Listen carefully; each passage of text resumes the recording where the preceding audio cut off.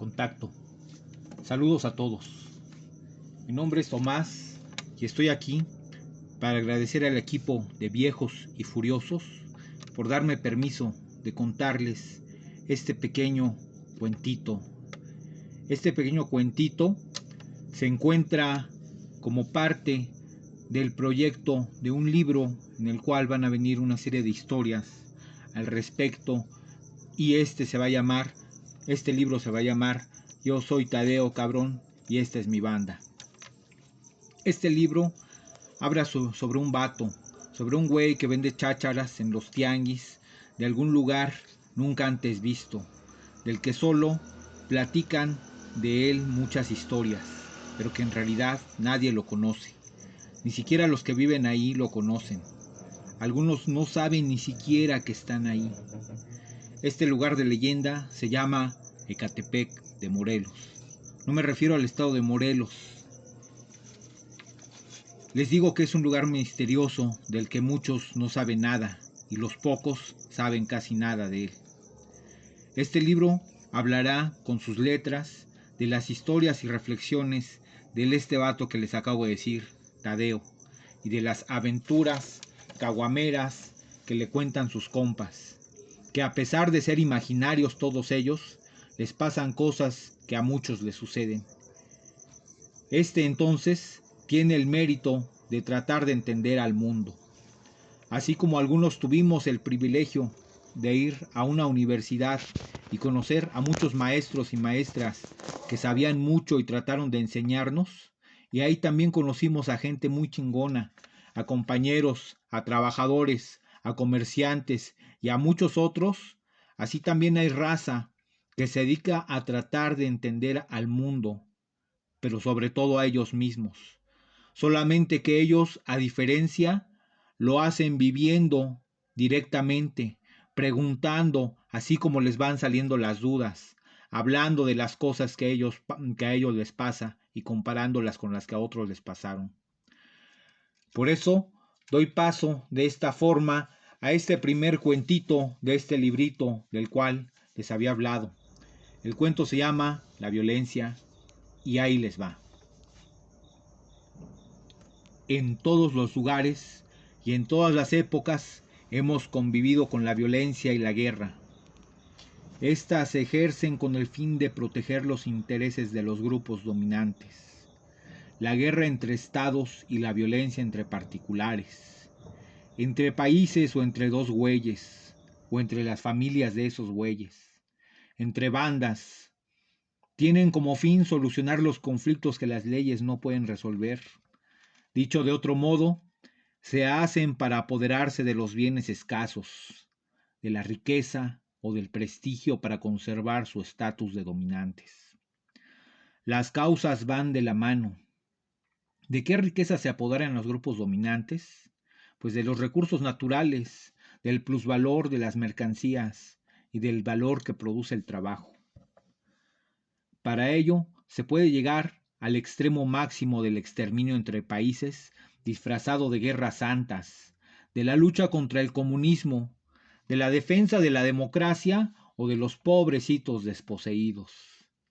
La violencia y la guerra se pueden sostener en el tiempo para justificar y proteger así el orden social existente, esta división entre pobres y ricos. Para ello, se recurre también a la propaganda ideológica.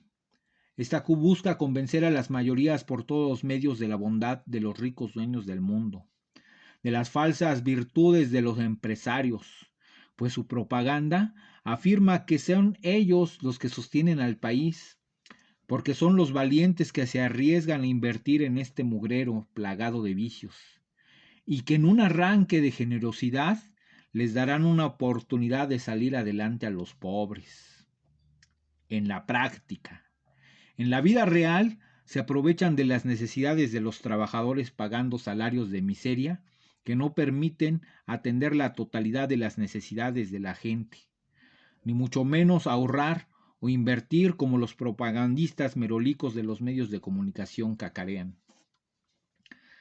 Siempre se describe a las rebeliones de una forma simple, dibujando un esquema bien claro de buenos y malos, sin decir que en realidad es tan complejo como cuando una bala en medio del combate choca contra una pared. No se impacta de frente ni en línea recta. Esta se estrella en un ángulo que es difícil de determinar porque sale de la simpleza de un objeto en movimiento estudiado por la física más básica. Y más aún, después del impacto, salen miles de esquirlas y restos del muro que nadie se va a tomar la molestia de describir en su particularidad, aunque también pueden causar daños mortales. Así libraría su batalla Daniela, la Daisy para la raza, la Day para los del círculo más cercano. Años atrás se había juntado con Germán, de oficio carpintero y con ingresos promedios de quienes a esa profesión se dedican. Hay épocas en las que se raya bien chido y hay épocas duras. Pero Germán, como todos, tenía aspiraciones que buscaba cumplir. Una de ellas era tener su mujer y luego sus hijos, y esas cosas que durante generaciones han sido utilizadas como vehículo para trascender y perpetuar la especie. Por ello se buscó a Daisy, y se asentaron en un terreno cerca de la central termoeléctrica del Valle de México en Ecatepec, la Termo. Ahí rentaban un predio, pusieron un taller que a la vez era su casa. Con el apoyo de familiares y amigos, fueron logrando tener estabilidad. Compraron una camionetita ya viejita como por unos 20 años, pero que funcionaba bien y les ayudaba a trabajar. Así, llegó primero la niña, a la que registraron y bautizaron con el nombre de Daisy Guadalupe, y después fueron bendecidos con un pequeñín que se llamó Gregorio. El maestro Germán estaba logrando poco a poco y con trabajo lo que había estado buscando, pero de todas las cosas que cualquiera puede tener, siempre hay una que es la verdadera meta de vida. La del maestro Germán era tener un caballo, pero no cualquier animal, uno de esos que se fotografían en los calendarios. El deseo del caballo no era algo fortuito, venía de una cosmovisión extendida entre los hombres de campo, y al llegar la oportunidad, se decidió irse para Estados Unidos a buscar suerte con su oficio. Pero la suerte no siempre es tan generosa, y al ser producto de causas externas, no siempre se recibe lo que se esperaba. Y ya del otro lado, don Germán no logró adquirir el caballo macho y hermoso como los de los calendarios, pero encontró una hembra, que tampoco era equina, sino humana, y no tan hermosa como las de los calendarios. Pero el Germán tampoco estaba precisamente en los estándares del estereotipo del carpintero Pedro Infantesco. Tampoco era feo, sino más bien cagado, chistosón.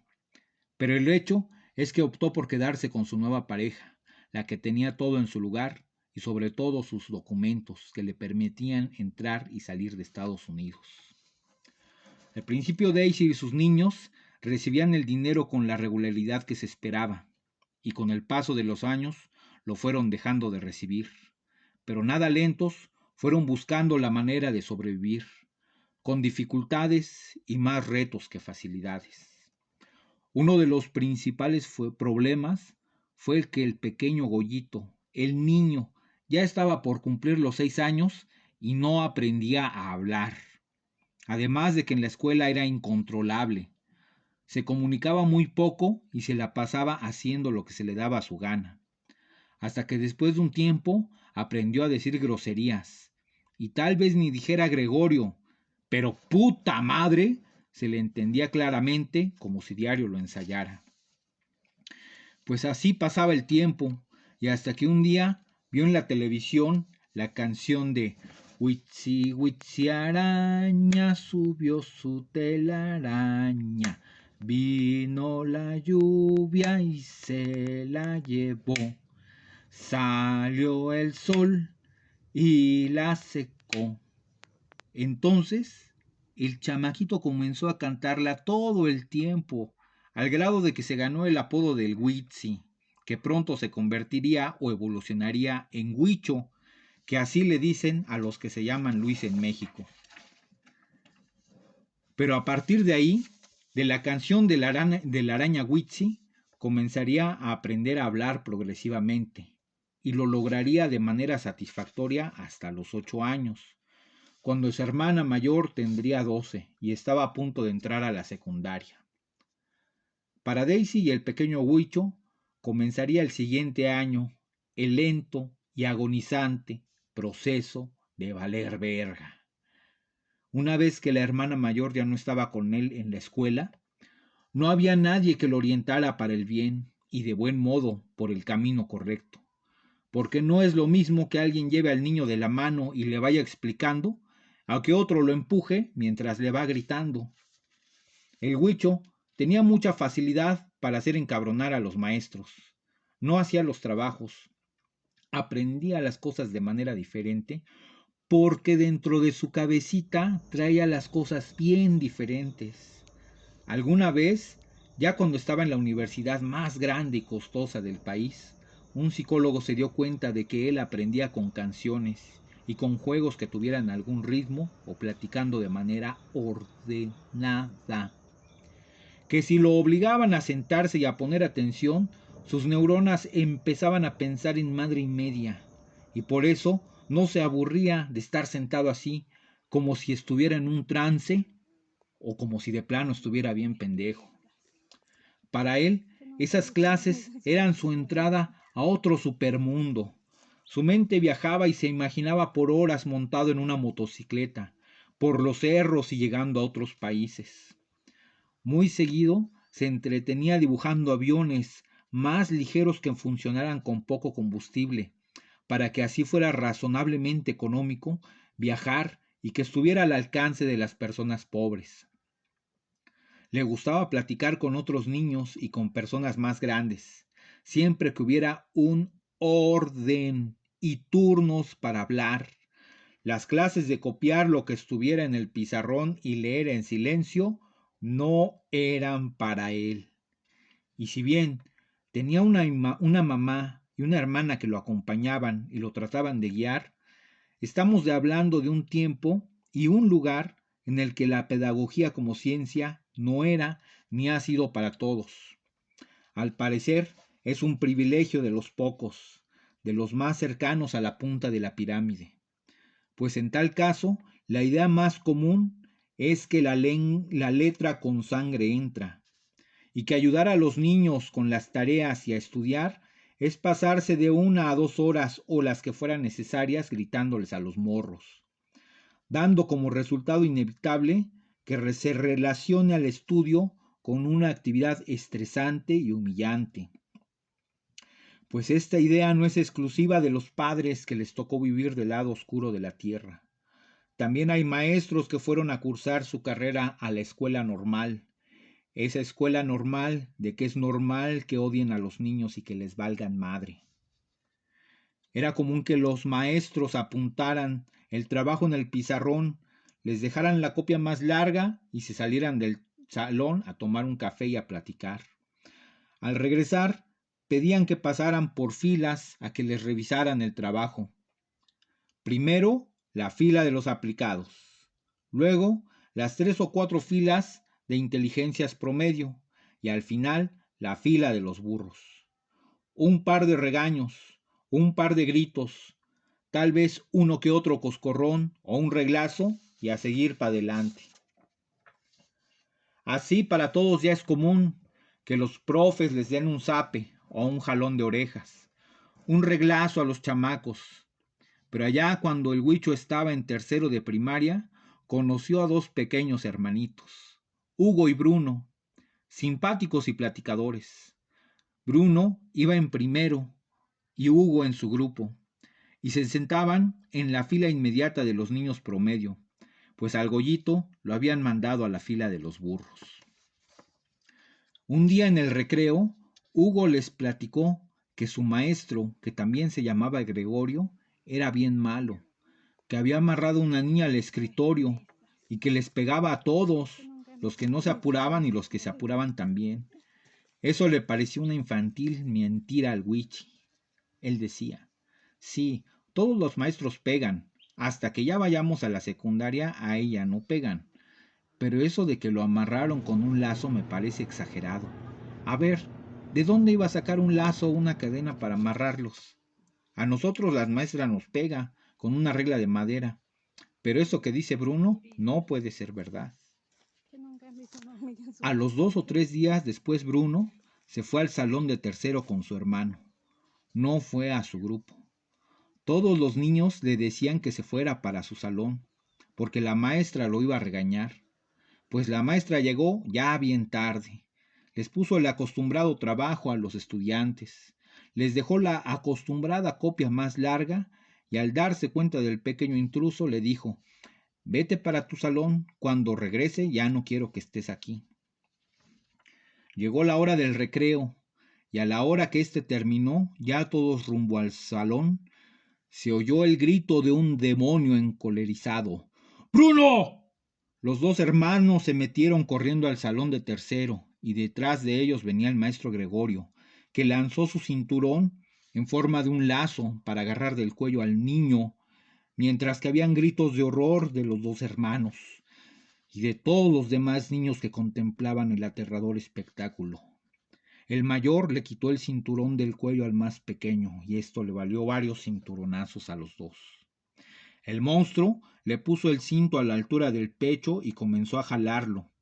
Cuando entró la maestra del Huichi y lo separó, logrando calmar al maestro con un: maestro, cálmese, vamos a llevar a este niño a la dirección y ahí que la maestra decida.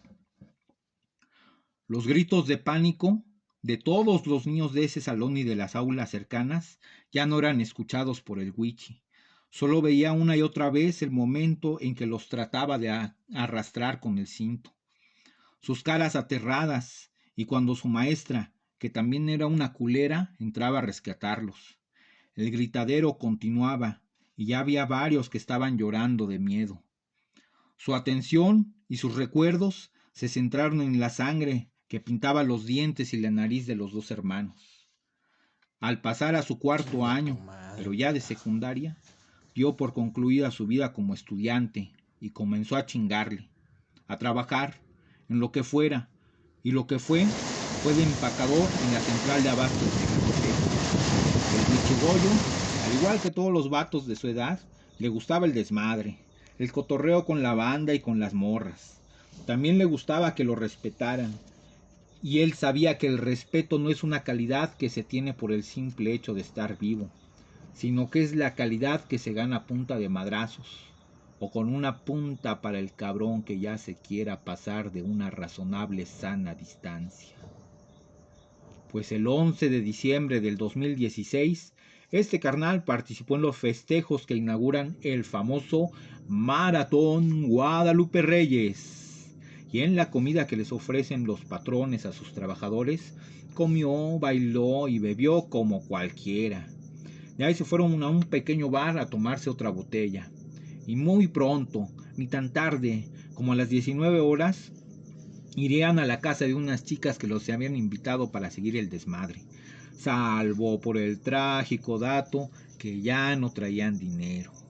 Cuando el Gregorio estaba por despedirse y declarar que aquí se rompió una jerga y cada quien pa' su casa, lo sonsacaba su valedor el perro, de que fueran con las morras a la fiesta y que ahorita conseguían dinero. Por eso le decían el perro.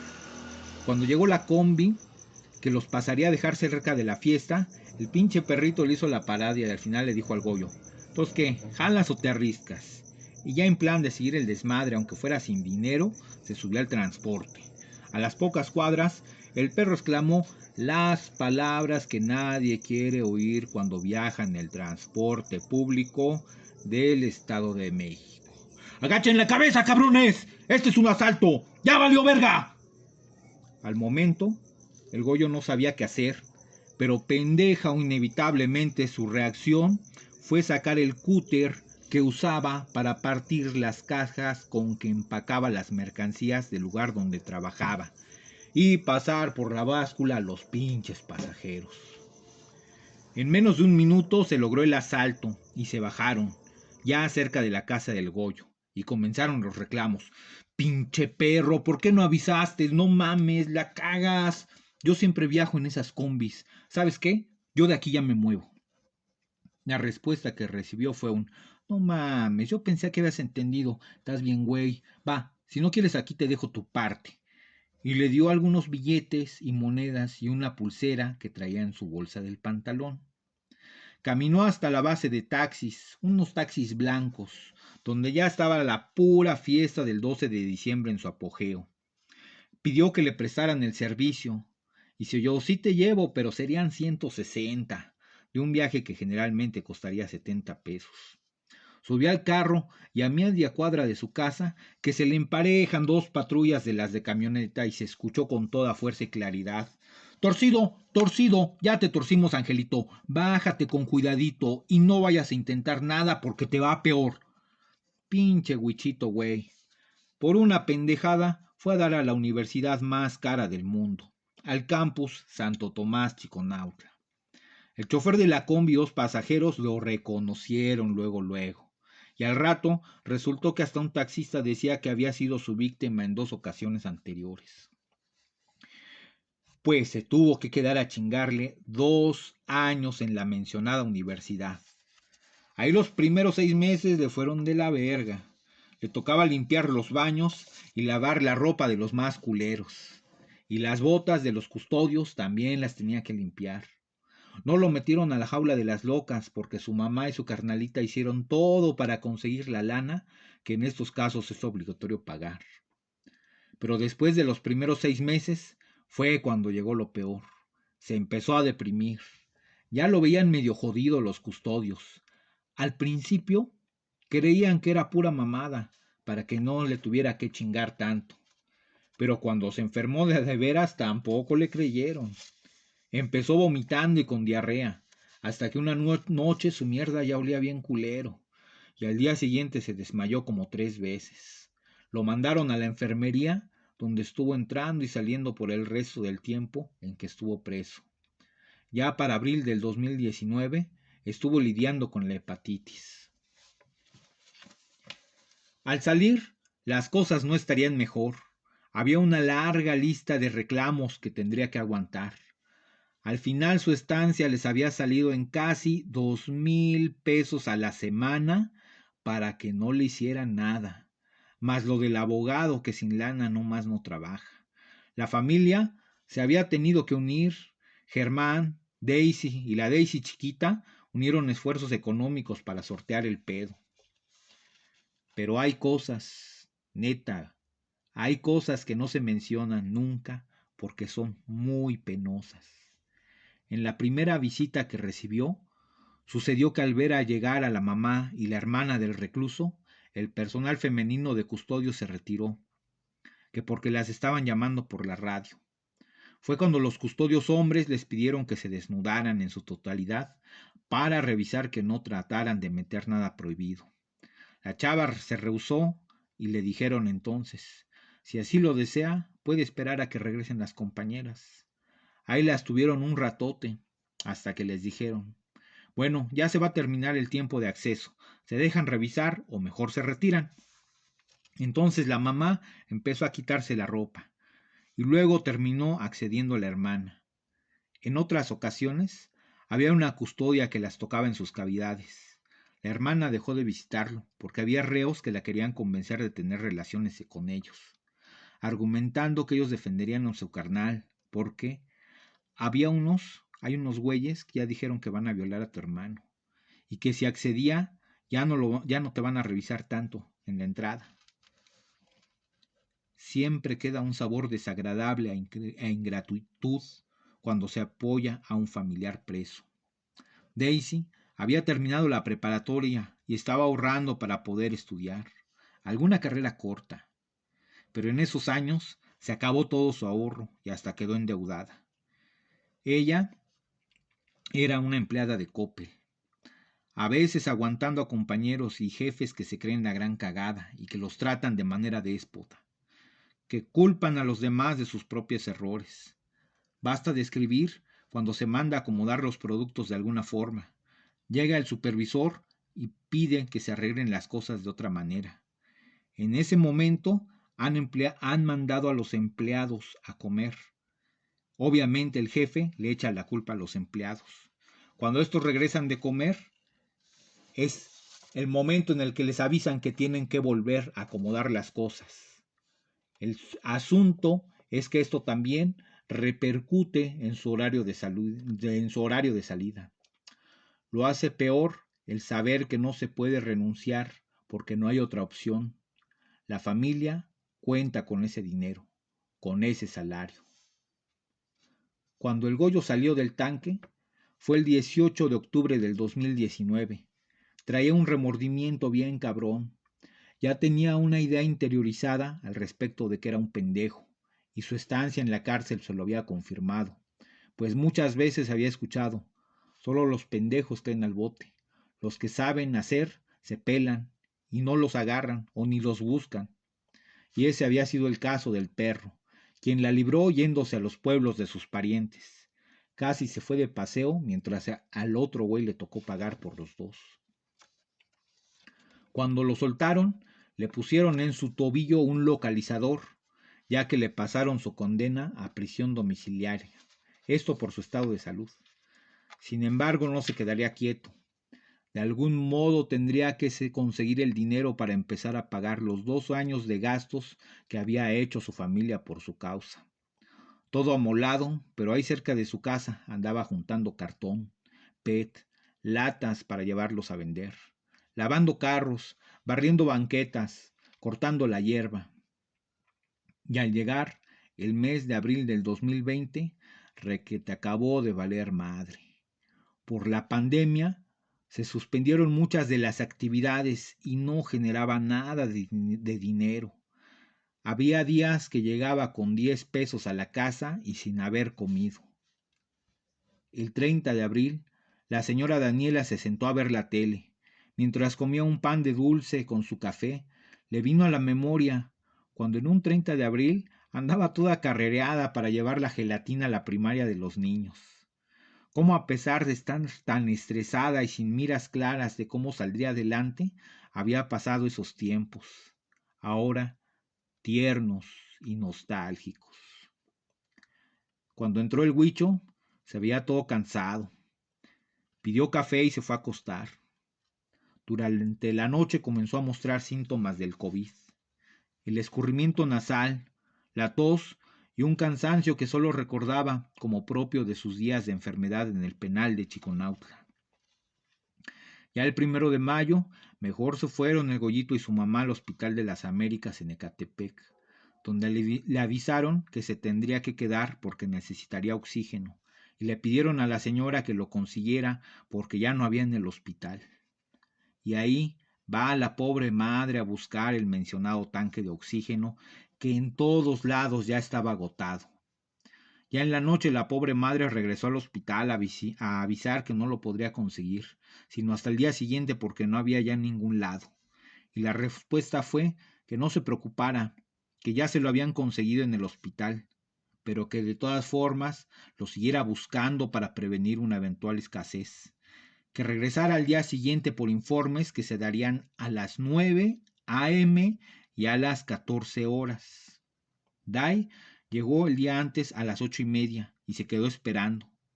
Horas después y nadie salía a dar informes.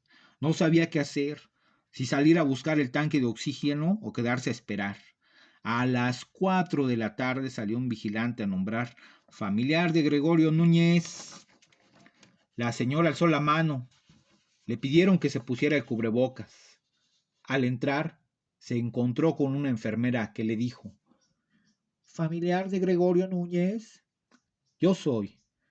¿Qué es usted el paciente? Soy su mamá. ¿Dónde estaba, señora? La hemos estado llamando.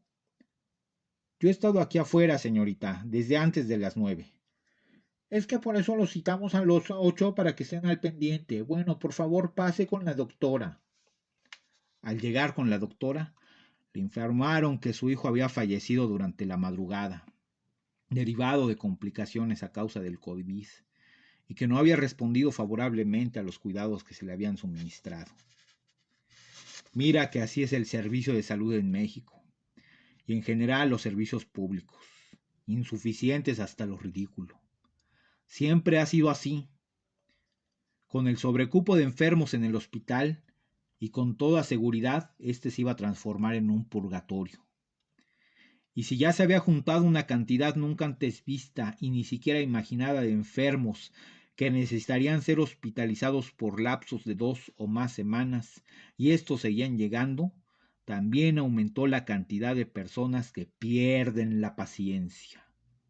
Algunos cabrones comenzaron a decir que sabían bien que el COVID era falso, que no existía, y que muchas personas que habían entrado sanos les decían que se tenían que quedar y que ahí les inyectaban algo que los mataba. Cuando el personal del hospital salía a dar informes sobre los pacientes, ya no se podía, porque iniciaban los reclamos, los gritos y los insultos. Hasta que ahora sí, todo se salió de control. Y un número indeterminado de familiares de los pacientes entraron al hospital, exigiendo ver a sus familiares o información, pero también en busca de los médicos para que confesaran qué era lo que les inyectaban y qué partes le quitaban a los cuerpos. Un fantasma recorre Catepec. Era el fantasma del tráfico de órganos, y muy especialmente del líquido de las rodillas. Todo el personal médico y de enfermería salieron de las instalaciones. Era una turba buscando venganza por los asesinatos. Al buscar dónde tenían a los enfermos para rescatarlos, encontraron entre otras cosas a los muertos, y entre ellos al pobre Goyito. Su mamá se puso a gritar y a llorar como loca, pero después de un tiempo ya se fue calmando, poco a poco se fue calmando. Seguían buscando al personal del hospital y ya agarraban parejo, camilleros, de intendencia, y todos fueron amenazados y golpeados. El personal de seguridad privada del hospital los invitaba a retirarse, pero los familiares desesperados no se querían salir. Las señoras más bravas y ya fuera de control fueron las que más tardaron en ser convencidas de desalojar. Horas, sí, horas más tarde se reorganizó el personal de vigilancia y hasta llegó la Guardia Nacional. Por fin lograron sacar a quienes habían tomado las instalaciones. Chinga tu madre. Le cayeron los de TV Azteca y los de Televisa, con aires de señalar la estupidez de la que ellos mismos son artífices. El drama de Doña Daisy fue hecho público. Con voz entrecortada trataba de explicar que no le habían dado información del estado de salud de su hijo y que hasta muchas horas después ya le habían dicho que estaba muerto. Al tomar el transporte público, el chofer de la combi, sí, el chofer de la combi en su televisión que veía mientras conducía, en serio, una televisión instalada para ver programas mientras conduce, contemplaba cómo los comentaristas del noticiero leían las opiniones del público televidente. Vándalos, salvajes, bestias, es por culpa de ellos que tenemos esta enfermedad.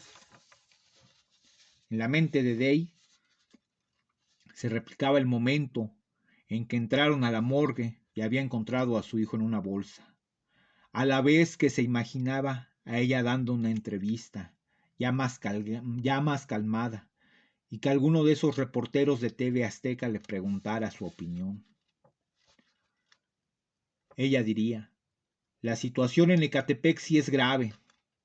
La violencia es parte de nosotros. Las veces en que nos comparan como simios se nos resbalan porque nosotros mismos las usamos como chistes y porque el sentimiento es mutuo o similar para cualquiera que le dé por decir que aquí hay pura rata, que ojalá nos dé COVID a todos y nos borren del mapa. Esas personas hablan sin tomar en cuenta que son iguales a nosotros. Las señoras estas con las que armamos un desmadre porque no nos atendieron como debe ser, así sin privilegios, pero que sea como a personas, porque no somos cosas.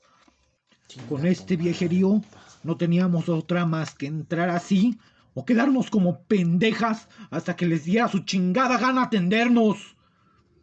Y criticarnos no los hace mejores a nosotros ni diferentes a cualquier lady olor de las redes sociales.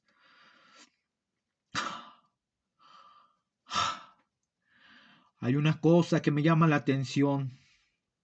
Más vale ser temido que ser amado.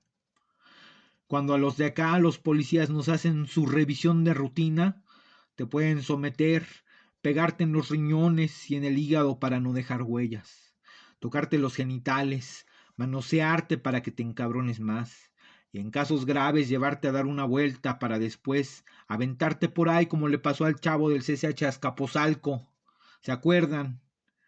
Las señoras que nos pusimos al brinco en el Hospital Las Américas actuamos de acuerdo a las circunstancias, a nuestras circunstancias. Así como en Ecatepec hay un chingo de ratas, en todo el país las hay. No se hagan. Funcionarios de gobierno o personas con trabajos estables que van robando de poco a poco.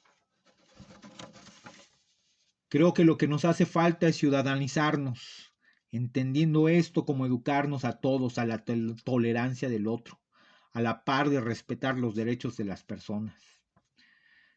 Porque no esperen que nos comportemos amablemente mientras a los demás los tratan bien y en cambio a nosotros no nos suben de gatos y no nos bajan de lacras. No me refiero solo al hecho, al momento cotidiano cuando te sacas la lengua con uno de los miles de pendejos que te encuentras día a día.